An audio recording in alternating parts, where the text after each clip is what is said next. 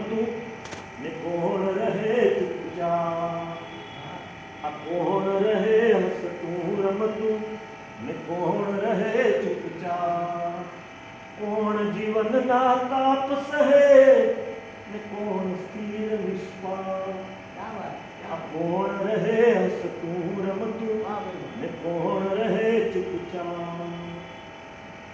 કોણ ખંડમાં વહેંચાતું ને કોણ અખંડ અકાર. કોણ ખંડમાં વહેંચાતું ને કોણ અખંડ અકાર. કોણ ક્ષણે ક્ષણ બદલાતું ને કોણ અચલ અવિકાર. કોણ રહે હસતું રમતું ને કોણ રહે ચૂપચાપ. કોણ ક્ષણે ક્ષણ બદલાતું ને કોણ અચલ અવિકાર. આ કોણ રહે હસતું રમતું ને કોણ રહે ચૂપચાપ. કોણ આંખમાં દેખાતું ને કોણ અદિઠ આકાર. કોણ આંખમાં દેખાતું.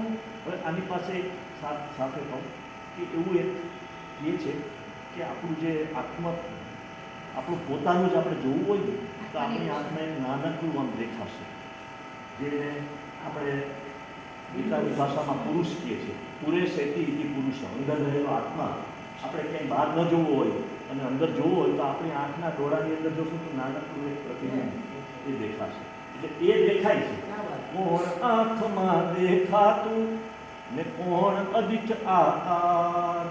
કોણ સ્પર્શની ભાષા સમજે કોણ સમજની પાર. આ કોણ રહે હસતું રમતું ને કોણ રહે ચૂપચાપ. એમ કહે છે કે એ તત્વ છે ને તો યો બુદ્ધે પ્રતસ્તુષ છે, એને બુદ્ધિ છે જ નહીં. એટલે કોણ સમજની પાર. એને સમજી શકાય એવું નથી, પણ એને સમજ જ નથી. કારણ કે સમજથી આગળની વસ્તુ છે, તે અનુભવની વસ્તુ છે. કોણ ડરે છે હર શ્વાસે. હમણાં જ વાત કરી તૈયાર પડે મૃત્યુ આવશે.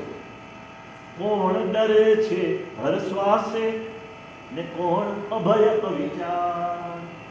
કોણ ગતિ છે શબ્દોની ને કોણ શૂન્યનો સાર. આ કોણ રહે હસતું રમતું ને કોણ રહે ચૂપચાપ. એ સામાન્ય રીતે આપણે કવિતામાં ભૂમિકા નથી લેતા, પણ આમાં એટલા માટે કહું છું કે મૂળ વિચાર આ મારો નથી. મૂળ વિચાર ઉપનિષદનો છે. દ્વા સુપર્ણા સંયુજા સખાયા ઉપનિષદનો એક મંત્ર છે. ઘણા 2-3 ઉપનિષદમાં આ મંત્ર આવે છે. દ્વા સુપર્ણા સંયુજા સખાયા. વૃક્ષની ડાળી ઉપર 2 પંખી બેઠા છે. એક પંખી મોજ મજા કરે છે, ભોગવે છે બધું. એક પંખી માત્ર સાક્ષી જોયા કરે છે.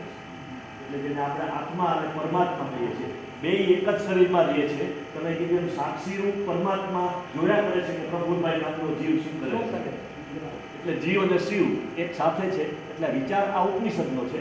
અને બીજું સાથે એ ચોખ્ખું હતું કે આ રાગ પણ મારો નથી. આપણે બહુ જાણીતી ગીત સાંભળેલું હશે બધાને કે પ્રિયકાંત મણિયારનું. તમને યાદ હશે કાનજીને રાધાબેન.